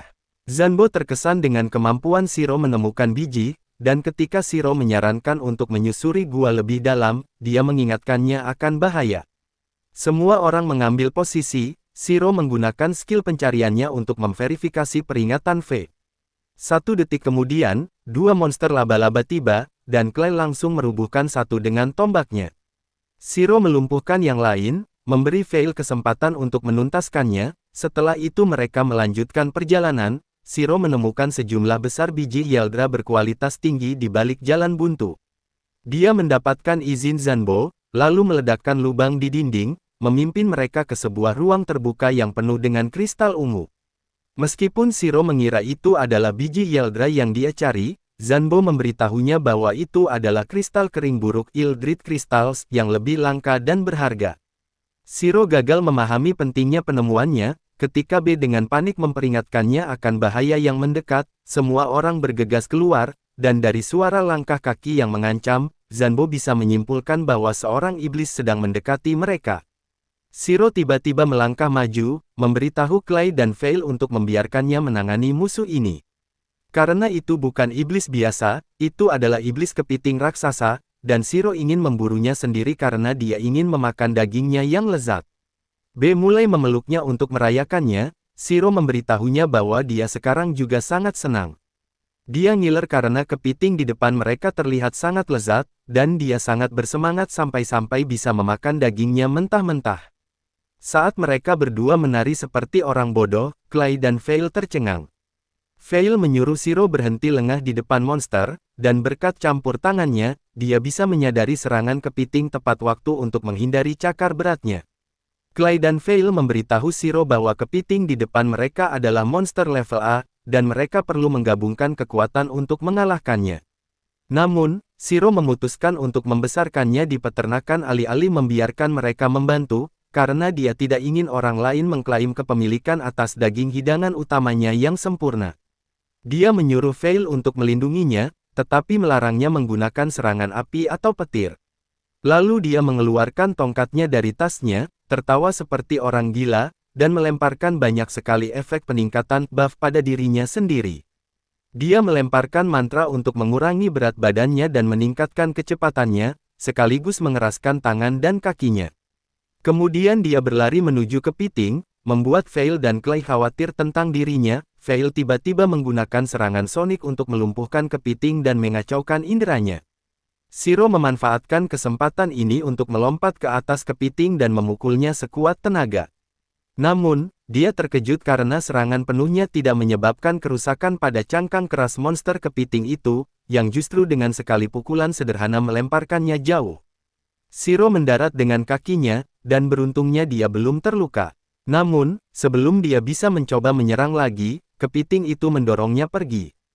Veil datang menyelamatkannya dan menggunakan serangan es pada kepiting, membekukan kakinya ke tanah untuk menghentikannya menyerang. Shiro berterima kasih kepada Veil atas bantuannya, lalu memindai kepiting untuk menemukan kelemahannya. Dia menemukan 3 sendi yang paling lemah pada kepiting, dan segera memanggil pilar es untuk menargetkannya. V membuat pilar es itu berputar cepat dengan memperkuatnya menggunakan mantra angin, lalu Shiro mengirimnya untuk menyerang kepiting, membekukannya sepenuhnya. Yang lainnya tercengang melihat ini, dan sementara Shiro dan Veil mendoakan jiwa kepiting itu, Veil dan Zanbo memeriksa kepiting yang beku. Clay, di sisi lain, marah karena dia tidak mendapat kesempatan untuk bertarung, dan Shiro dengan gugap meminta maaf kepadanya. Dia berkata jika mereka bertarung dengan monster itu secara normal, itu akan tertutup lumpur dan darah, yang dapat merusak bagian yang dapat dimakan. Clay terkejut menyadari bahwa Shiro berencana memakan monster, tetapi kemudian dia marah karena hal lain. Dia mengingatkan Shiro bahwa dia seharusnya menjadi pengawalnya, dan jika dia terus maju dan melawan monster sendirian, maka tidak ada gunanya dia berada di sini. Shiro merasa sedikit bersalah tentang hal ini, tetapi menjawab bahwa dia lebih terbiasa melawan monster jenis ini.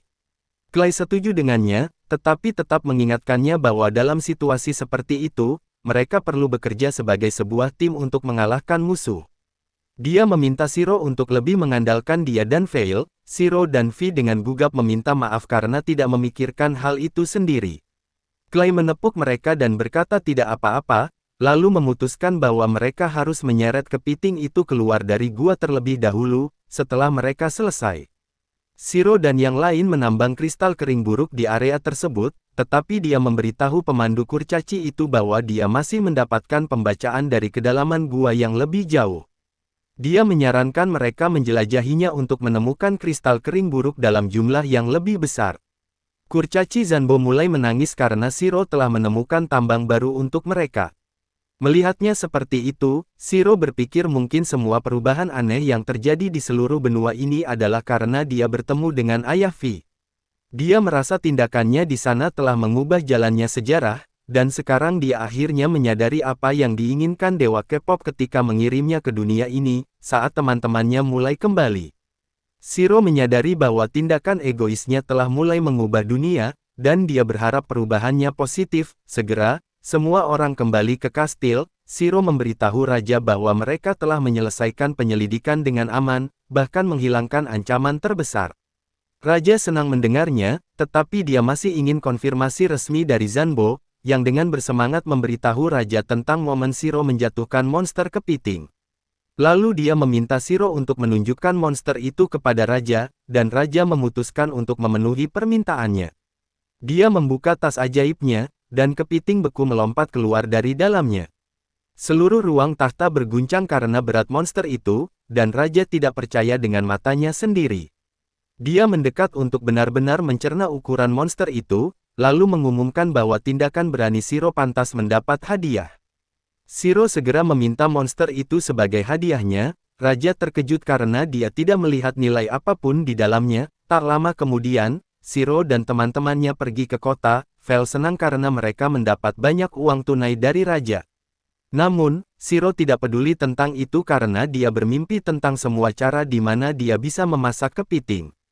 Clay sedikit ngeri pada fakta bahwa baik Shiro dan B menjadi dilulu pada saat acak. Tapi Shiro memberitahunya bahwa kepiting akan lebih berharga daripada yang dia pikir. Keesokan harinya, Vel menerima Pegasus sebagai hadiah dari raja, karena dia tahu bahwa dia sedang mencarinya. Vel senang melihat kuda bersayap, dan sementara itu, Zanbo memberikan Clay tombaknya yang diperbaiki. Vel menunggangi Pegasus, memberitahu Shiro bahwa itu ditujukan untuk saudara perempuannya. Jadi dia akan segera pulang dengannya. Dia memberitahunya bahwa dia berhutang besar padanya, dan bahkan jika dia menghabiskan hidupnya untuk membayarnya, itu mungkin tidak cukup. Shiro menjawab bahwa itu sudah diselesaikan karena dia mendapat kepiting. Tepat saat itu, kereta kuda mereka tiba, dan Shiro mengucapkan selamat tinggal kepada Vel. Dia memberitahunya bahwa mereka pasti akan bertemu lagi dan terbang dengan itu. Beberapa hari setelah itu, Shiro dan Clay mencapai kota mereka dan gadis-gadis kelinci, Senpai menyambut mereka kembali. Dia terkejut melihat mereka bersama dan bertanya apakah mereka membentuk tim. Shiro mengatakan bahwa Clay hanya ikut, tetapi Lizardman menyela dia dan menyatakan bahwa mereka memang telah membentuk tim. Heria sangat bersemangat mendengar ini, dan dia segera lari untuk memberitahu Guildmaster. Sementara Shiro memberi Clay mata samping, Clay memberitahunya bahwa dia telah memutuskan untuk ikut dengannya lebih lama. Karena dia tahu bahwa Shiro bukan hanya manusia biasa, dan mereka membutuhkan seseorang yang masuk akal untuk mengawasinya. Sementara Shiro tidak benar-benar yakin tentang bekerja sama dengan Clay, B sudah menyukai ide itu dan mulai mengelilinginya. Setelah memikirkannya sebentar, Shiro juga menyimpulkan bahwa bepergian dengannya bukanlah ide yang buruk, dan mereka duduk untuk mendiskusikan nama tim mereka. Atas saran Clay, mereka memutuskan untuk menyebut diri mereka Brigade Hitam Azure, dan secara resmi mendaftar sebagai tim. Setelah itu, Shiro pergi ke bengkel pandai besi dengan Eldritch Crystals, saat rival dan tuannya memeriksa kristal. Shiro bertanya, apakah itu cukup baik untuk membuat pedang yang mereka inginkan? Mereka tiba-tiba mulai gemetar seperti Nokia tua, dan Shiro panik. Bertanya-tanya apakah Eldritch kemurnian tinggi lebih sulit untuk dikerjakan. Namun, dua pandai besi tiba-tiba mulai berteriak dan menangis karena mereka belum pernah melihat kristal kemurnian tinggi seperti sebelumnya. Pandai besi master mengatakan bahwa dia belum pernah melihat ilde sebanyak ini dalam 120 tahunnya sebagai pandai besi, dan bahkan B mulai menangis karena dia ingin terlibat. Shiro senang bahwa mereka menyukai kristal yang dia bawa untuk mereka, tetapi kemudian rival mengatakan bahwa mereka tidak bisa membayarnya cukup untuk semua ilde kanan. Dia memberitahu mereka bahwa permintaannya masih sama, dan dia hanya ingin sepasang gunting yang dibuat khusus. Namun, dia siap menunda itu untuk sementara karena dia pertama-tama ingin rival dan tuannya membuat pedang yang akan memenangkan turnamen penempaan pedang, setengah bulan kemudian. Saat Shiro menikmati makan siang dan minuman di penginapan, Fury datang ke sana dengan surat dari bangsawan yang ingin menemuinya segera. Shiro tidak ingin terlibat dengan bangsawan, dan berpura-pura bahwa dia mengalami serangan jantung di ginjalnya, tetapi Clay menyuruhnya berhenti bertingkah bodoh. Bahkan Fury meyakinkannya bahwa Lord Belmanen bukanlah orang yang tidak menyenangkan, dan Shiro memutuskan untuk membuka suratnya. Dia menemukan itu ditujukan untuk Boy dia dan Clay karena mereka adalah tim, dan Lord Belmanen berbicara tentang menganugerahkan kehormatan pada mereka. Shiro menemukan ini mencurigakan dan bertanya-tanya apa yang dia inginkan sebagai imbalan. Tapi Clay tahu bahwa bangsawan hanya ingin melihat bayi naga. Shiro khawatir tentang ini dan memeluk B, bertanya apakah Belmanen ingin mencurinya. Namun, baik Clay dan Fury percaya bahwa Belmanen tidak akan melakukan itu, dan di atas itu, dia juga tidak memiliki wewenang untuk itu. Segera setelah itu, Shiro dan Clay dibawa ke rumah Lord, dengan kereta kuda mewah, dan semua orang di kota terus menatap mereka. Shiro bertanya-tanya mengapa mereka begitu tertarik dan Clay menjawab bahwa itu adalah mimpi setiap petualang untuk diundang ke rumah bangsawan, karena jika seorang bangsawan memutuskan untuk mendukung seorang petualang, mereka diatur untuk hidup. Mereka segera mencapai rumah Lord dan Shiro terpana melihat tingkat kekayaan. Kereta kuda berhenti di depan kastil Lord, dan seorang pelayan datang ke sana untuk mengantar mereka masuk. Sekelompok pelayan menyambut mereka, dan Shiro senang karena dia selalu ingin disambut oleh pelayan. Tepat saat itu, seorang berat rendahan yang arogan datang berlari ke sana, dan dia langsung menuju ke Shiro dan B. Dia bertanya apakah ini bayi naga, dan kemudian mengatakan bahwa dia mengharapkannya terlihat sedikit lebih cerdas. Dia tiba-tiba menunjuk ke B dan mengatakan bahwa bayi naga itu miliknya sekarang. Shiro dan B panik mendengar ini, dan B bersembunyi di belakangnya. Shiro memberitahu Lowly yang manja bahwa dia tidak masuk akal, dan dia memberitahunya bahwa naga adalah makhluk mulia, dan hanya seseorang yang mulia seperti dia yang bisa memeliharanya. Shiro cepat menyadari bahwa gadis itu kebal terhadap logika, jadi dia memindai statnya untuk menemukan bahwa namanya adalah Tirish, dan dia adalah putri Lord Belman yang berusia 14 tahun.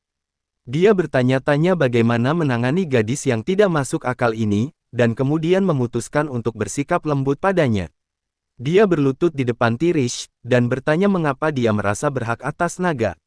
Gadis itu dengan gugup mengatakan bahwa pelayannya memberitahunya bahwa ada petualang dengan naga, jadi secara alami dia menginginkan itu. Dia mengatakan bahwa pelayan juga memberitahunya bahwa ketika berurusan dengan petualang bodoh, dia harus bertindak bermartabat dan mempertahankan pendiriannya.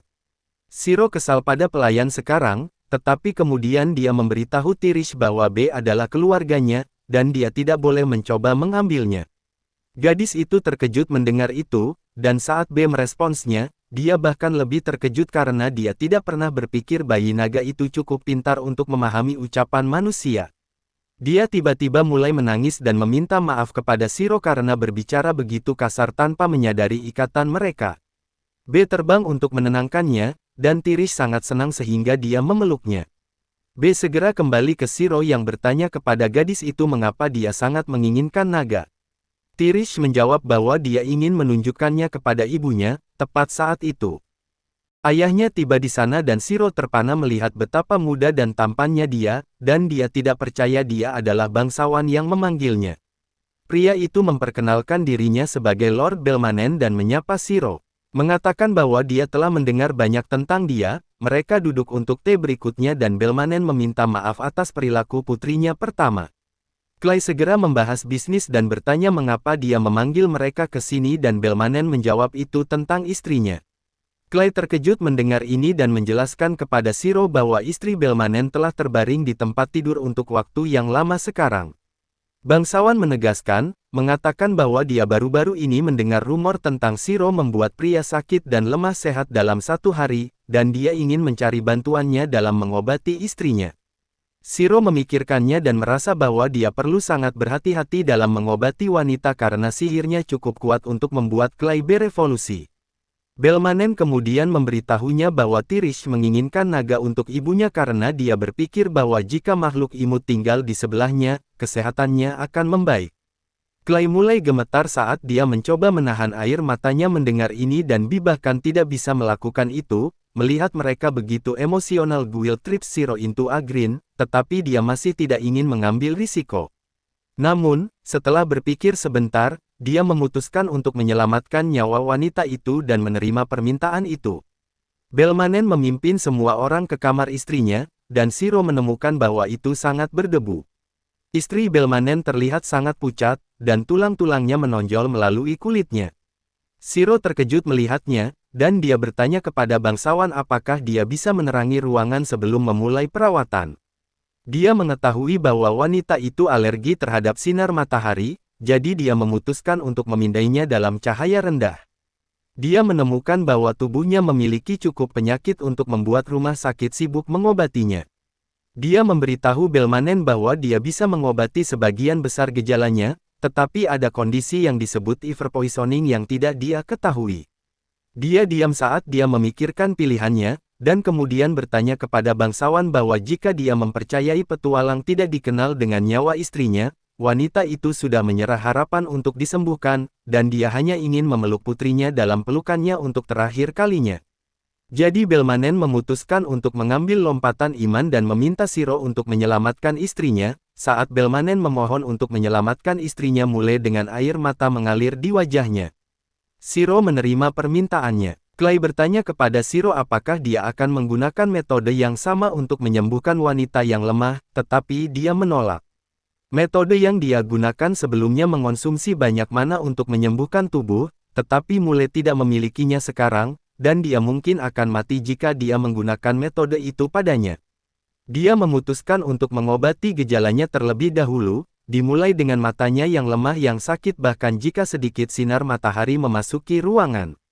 Dia menggunakan mantra Hel pada matanya, memastikan bahwa dia tidak menggunakan banyak mana sekaligus, karena itu juga akan menyakitinya.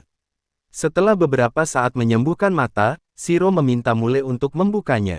Dia dengan lembut membuka matanya dan untuk kesenangannya. Penglihatannya jauh lebih baik sekarang. Dia senang dengan hasil ini sudah, tetapi Shiro memiliki lebih banyak untuk ditawarkan. Dia mengeluarkan tongkatnya dari tasnya, dan kemudian menggunakan mantra untuk menciptakan seluruh ruangan dalam satu kali jalan. Mantra yang kuat meniup semua kotoran dari ruangan dan membuka jendela pada saat yang sama. Saat sinar matahari mengalir ke dalam ruangan, Belmanen bertanya kepada istrinya apakah dia baik-baik saja, dan dia mulai menangis saat dia mengatakan bahwa sinar matahari tidak lagi menyakiti matanya. Sementara keduanya merayakan momen bahagia ini dengan air mata di mata mereka, Shiro memperhatikan seorang pelayan, dan beberapa pelayan menatap mereka dari belakang. Dia merasa sesuatu benar-benar aneh tentang pelayan dan memberitahu Belmanen bahwa mereka harus pergi ke tempat lain untuk berbicara. Begitu mereka mencapai studi Belmanen, Shiro mengungkapkan bahwa Mulai menderita sesuatu yang disebut overpoisoning. Belmanen segera menyadari bahwa seseorang dengan sengaja meracuninya, tetapi ada sesuatu yang lebih mengkhawatirkannya daripada itu. Shiro memberitahunya bahwa karena dia tidak tahu detail tentang overpoison, dia tidak bisa sepenuhnya menyembuhkan Mulai. Dia bertanya kepada Belmanen apakah dia bisa mendapatkan penawarnya dari Somewhere, dan bangsawan itu depresi saat dia menjawab bahwa tidak ada penawarnya.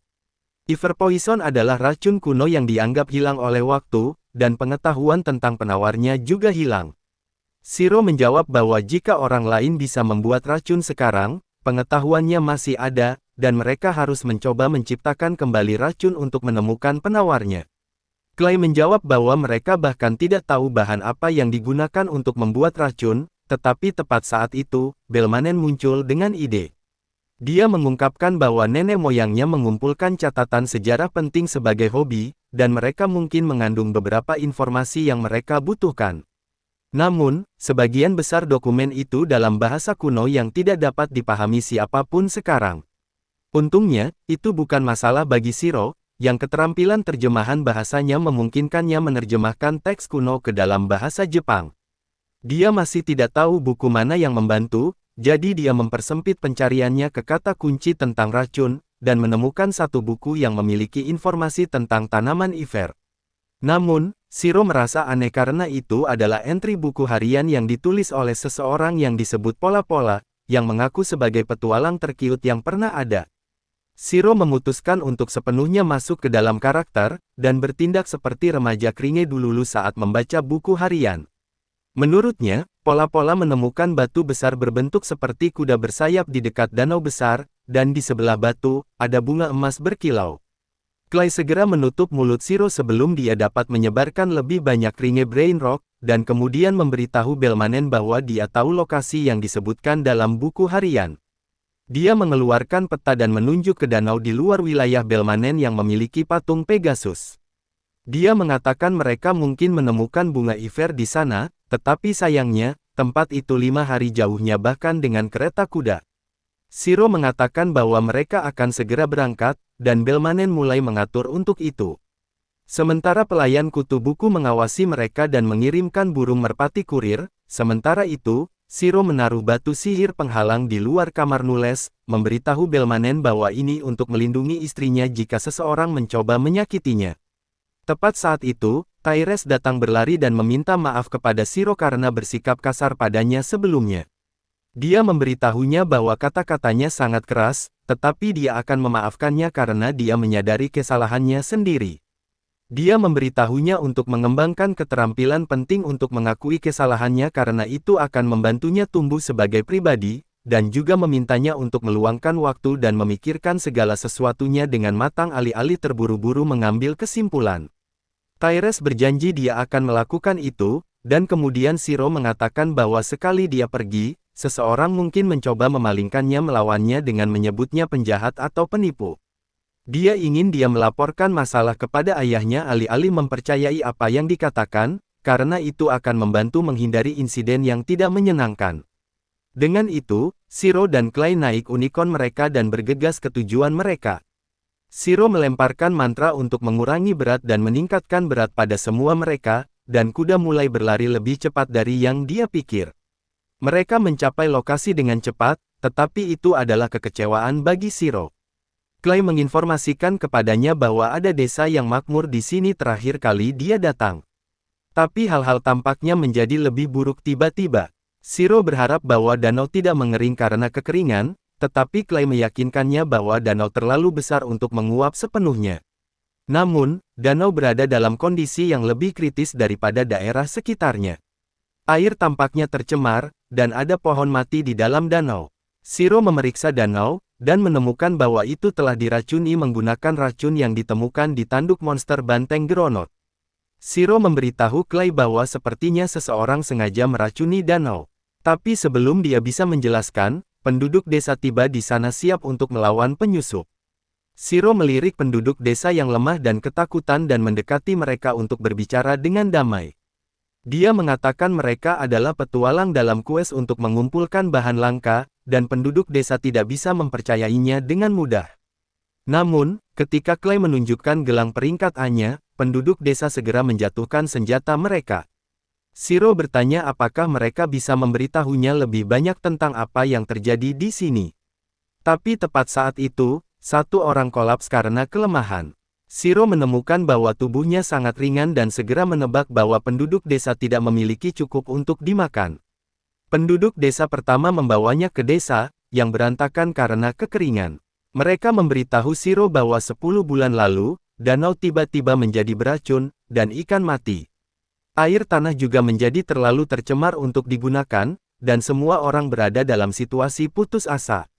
Tepat pada saat itu, seorang pedagang bernama Ingas tiba di desa, dan menawarkan untuk menyelamatkannya dengan imbalan bunga emas yang tumbuh di dekat danau. Lokasi bunga itu adalah rahasia yang desa mereka jaga untuk waktu yang lama, karena itu dianggap sebagai bunga ilahi. Namun, mereka putus asa dan setuju untuk memberikan Ingas 1 bunga setiap bulan dengan imbalan 60 barel air. Itu cukup bagi mereka untuk minum, tetapi tidak cukup untuk tanaman, dan itulah mengapa penduduk desa telah kelaparan untuk waktu yang lama. Shiro memahami situasinya sekarang dan memberitahu penduduk desa bahwa Ingas terdengar seperti penjahat. Mereka menolak untuk mempercayainya karena Ingas adalah orang yang membantu mereka, tetapi Shiro menyuruh mereka menggunakan otak mereka sekali, dan berpikir tentang betapa waktu kedatangannya. Dia mengungkapkan bahwa danau diracun oleh seseorang dengan sengaja, dan pelakunya tidak bisa orang lain selain Ingas, yang menuntut bunga beracun setiap bulan dengan imbalan air. Penduduk desa merasa seluruh sistem kepercayaan mereka hancur mendengar ini, tetapi Shiro marah. Dia bersumpah untuk menghancurkan Ingas dan skema jahatnya sendiri. Tapi sebelum itu, dia memutuskan untuk membantu penduduk desa yang kelaparan. Dia meminta B untuk menggunakan sihir rohnya dan bayi naga terbang di atas awan, menggunakan sihirnya untuk membuat hujan. Setelah sedikit hujan memberi penduduk desa air dan banyak harapan, Shiro menyuruh B untuk berhenti. Dia kemudian memberi semua orang shower instan karena mereka belum mencuci selama berbulan-bulan sekarang. Penduduk desa tertegun pada ini, tetapi Shiro tidak berhenti di situ dan menggunakan sihirnya untuk memperbaiki rumah mereka. Selanjutnya, dia mengeluarkan wok raksasa dan memasak rebusan lezat untuk seluruh desa. Setelah semua orang terpenuhi, kepala desa berterima kasih kepada Shiro. Bertanya bagaimana mereka bisa membalasnya, Shiro menjawab bahwa mereka bisa membiarkannya memanen bunga IBR karena dia harus menyiapkan penawar dengan segera. Kepala desa siap untuk itu, tetapi saat dia mulai memikirkan sesuatu, anak-anak datang ke sana dan menyuruh Shiro bermain dengan mereka. Kepala desa menyuruh mereka pergi karena mereka sibuk sekarang, tetapi Shiro memberitahunya bahwa tidak apa-apa karena dia suka melihat anak-anak bertindak sehat dan riang. Dia mengikuti anak-anak ke markas rahasia mereka, yang pada dasarnya adalah gudang untuk mengumpulkan buah lidah yang tumbuh di dekatnya. Pemimpin anak-anak menjelaskan bahwa hanya nektar dari bunga yang rasanya manis, dan buahnya sangat asin, jadi mereka membuangnya. Shiro mencoba melihat apakah keterampilannya dapat menemukan sesuatu tentang buah itu, tetapi hanya layar kosong yang muncul. Namun, dia melihat cairan coklat yang tampak familiar merembes dari buah, dan saat dia mencicipi, dia ingat rasa kecap yang dia rindukan selama ini. Pada saat yang sama, di rumah Belmanens, Tirish bergegas ke kamar ibunya mendengar suara alarm. Sebelum meninggalkan rumah, Shiro telah memasang alarm sihir khusus di ruangan yang akan dipicu jika ada orang dengan niat jahat mencoba masuk. Tirish bertanya-tanya siapa sih itu, tetapi saat dia mencapai ruangan, dia menemukan pelayan teduh Bernard di sana. Dia takut padanya dan menyuruhnya menjauh darinya, dan Bernard bertanya apa yang salah. Dia bertanya apakah dia mencoba membunuh ibunya, dan Bernard dengan tenang bertanya padanya mengapa dia bahkan berpikir seperti itu. Tris mengungkapkan bahwa Shiro mengatur alarm untuk mendeteksi niat bermusuhan, dan pelayan mulai mengejeknya. Dia mengatakan bahwa petualang adalah orang yang tidak memiliki manor, serakah, dan Tirish tidak harus menganggap mereka serius. Dia mengatakan bahwa Shiro hanya mengejar uang, dan dia mengatur alarm mewah tetapi tidak berguna untuk memeras uang dari ayahnya. Tris menolak untuk percaya satu hal buruk tentang Shiro, tetapi Bernard bertanya apakah dia akan mempercayai petualang acak, atau pelayan yang telah melayani keluarganya dengan setia selama bertahun-tahun. Gadis itu mulai panik pada ini, tetapi untungnya, Belmanen tiba di sana tepat pada waktunya. Tirish bergegas ke dia dan mengatakan bahwa dia memiliki sesuatu yang penting untuk dilaporkan. Belman mendengarkan kedua sisi cerita Tirish dan Bernard di kantornya, dan dia setuju dengan pelayan bahwa Shiro mungkin mencoba menipu mereka. Namun, adalah fakta bahwa Shiro membuat Neal lebih baik, dan alarmnya menunjukkan bahwa Bernard adalah bahaya baginya. Itulah sebabnya, dia memutuskan untuk menguji hal-hal. Kepala pelayan membawa kendi air ke kantor tepat saat itu, dan Bernard panik melihatnya. Belmanen menuangkannya segelas, mengatakan bahwa dia tidak memiliki cara untuk mencari tahu siapa musuh yang sebenarnya. Jadi dia akan mulai dengan membuat Bernard membuktikan tidak bersalahnya. Dia menyuruh Bernard untuk meminum air khusus yang selalu dia bawa mengklaim bahwa itu akan mempercepat pemulihan Neal. Pelayan mulai gelisah pada ini, dan kemudian Belmanen menyiram air ke wajahnya. Bernard mulai berteriak seperti pelacur, mengatakan bahwa air itu diracuni, tetapi ternyata Belmanen hanya mengerjai dia. Dia meminum air karena itu hanya air keran biasa, dan racun yang Bernard berikan kepada Mule sudah disegel. Belmanen kemudian memerintahkan penjaganya untuk membawa penjahat itu, dan setelah itu, kepala pelayan memberinya surat yang dia temukan di kamar Bernard sekarang. Belmanen terkejut karena surat itu ditulis dalam bahasa kode, dan dia menyadari bahwa siapapun yang berada di belakangnya cukup pintar. Pada saat yang sama, pedagang Ingas pergi ke desa dan mulai mengetuk pintu kepala desa. Saat salah satu penduduk desa datang untuk melihat apa yang terjadi, dia terkejut melihat pedagang, yang mengklaim dia di sini untuk mendapatkan bunga lebih awal kali ini. Penduduk desa pertama memberitahunya bahwa kepala desa sedang membawa beberapa petualang keluar tur, dan kemudian ingat bahwa bunga itu beracun. Dia memberitahu Ingas bahwa mereka tidak bisa memberikannya lagi, dan ternyata pedagang itu siap untuk ini. Dia segera memanggil antek-anteknya, menyuruh mereka untuk mengakhiri hal-hal dengan cepat. Sementara itu, kepala desa memimpin Shiro dan Clay melalui gua rahasia, membawa mereka ke lokasi di mana bunga ivory emas tumbuh tepat di sebelah patung Pegasus. Tapi di sanalah video ini berakhir. Ingat untuk menyukai dan berlangganan saluran. Terima kasih telah menonton, dan sampai jumpa lain kali.